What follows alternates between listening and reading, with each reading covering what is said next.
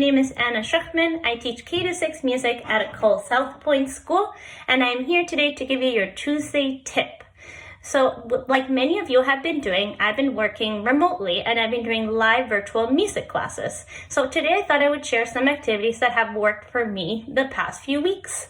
For my earlier students, I have noticed that they really enjoy looking around the house and finding things to use during our music class.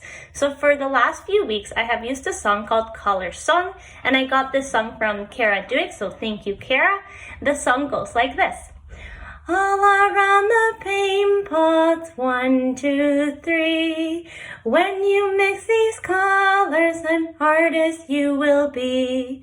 All around the paint pots, 1, 2, 3. Look around your house and bring me something. And at the end, I'm going to show them a card of different colors. So I might show them yellow, I might show them blue, or pink, or purple, and so on. Now, before I teach this song, I show my students different color cards, and we ask them what color they are.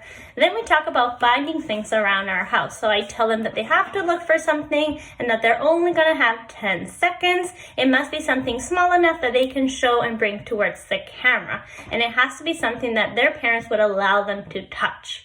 Once they've learned the song, we sing the song together and we keep the beat. So it goes like this. All around the paint pots, 1, 2, 3. When you mix these colors, an artist you will be. All around the paint pots, 1, 2, 3. Look around your house and bring me something blue. And then I start counting backwards. 10, 9, 8, 7, and so on. And during that time, the kids have to come over and go look for something blue. When we are done looking and showing what we brought, the kids have to go put it back, and we'll do it again with a different color. Another activity that I have found that has been very fun with my students is doing rhythms. Now, we have done poisoned rhythm, we have clap rhythms, and then they have to decode it. And this week we are doing something where they have to use objects from their home to recreate the rhythm that they see. So before music class, I make sure to write on my Teams meeting, please bring pencil crayons that you can use to create rhythms. And they know they have to bring at least 10. So when I show them a card, something like this, ta, ta, ti, ti, ta, the students have to use the objects to create their rhythms. When they're all done creating them, they give me a thumbs up on the camera so that I know they're ready. If a student is able to show their work by moving their camera, they might do something like this, ta, ta, ti, ti, ta. And if they cannot, then they'll just point as we say it together. For example, here we go, ta, ta, ti, ti, ta. When we're done with that card, we'll put it to the side and use a different one. With my upper elementary, I've been doing a little bit different. We've been starting our music class by listening to a piece of music. During our listening section, I make sure to display a PowerPoint to my students, and I share my screen that says, what do you notice? During their listening, they have to think about tempo, dynamic, instrumentation, and lyrics. At the end of our listening, I make sure that I let the students share their answers. When I am doing the guided listening, I make sure to put questions that I will be asking my students to fill later using something called Microsoft Forms. This is a form that allows me to ask my students to fill in multiple choice or long answer questions on their own. Every time I do a form, I make sure to put questions that we have talked during our virtual class together. This form allows me to see how much students have engaged during our listening portion of the lesson. Now, if I Google Microsoft Forms, I come to a page that looks like this. I am using my Pembina Trails login. Since we use Microsoft Teams, it automatically connects it together. Now, when I make a Microsoft Forms, I press New Quiz. I've already created one, so I can show you what that looks like. But I have given my students the ability to do a multiple choice and then a question where they actually have to enter the answers on their own.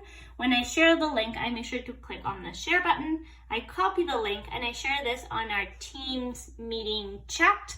When the kids click on it, their form will look something like this. When they're all done filling it up, so let's just say this is what I click. And I press submit.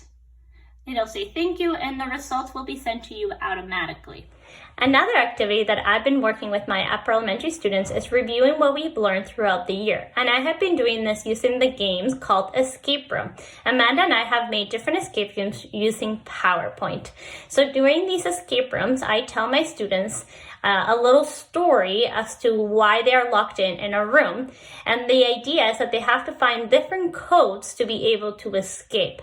Now, if I turn my camera around, I can show you an example. Now here's an example of one of my escape rooms. This one's based on instruments of the orchestra, so I've done it with grade 2-3. Now I make sure that before doing a music escape room, we make sure to review the instruments of the orchestra and have a quick conversation.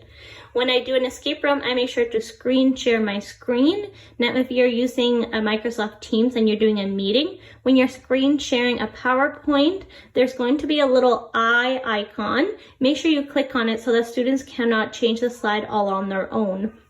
When we get started, I make sure to put a timer to make it a little bit more exciting, and I make sure to tell the kids how long there is left as we do the escape room. Now in this escape room, we talk about 4 different families. We start off with the brass. The kids have to figure out the missing letters, and once they are done, they put up their yellow hand and share their answer, or they type it on the chat, depending what I chose to do that day. For each section, I have done 2 slides. So here they have to listen to the instrument, and again, once they figure out the answer, they put their hand up or write it on the chat. In here, it's about the string family, and they have to put it in order from smallest to largest. Here they have to figure out that the harp is a missing instrument.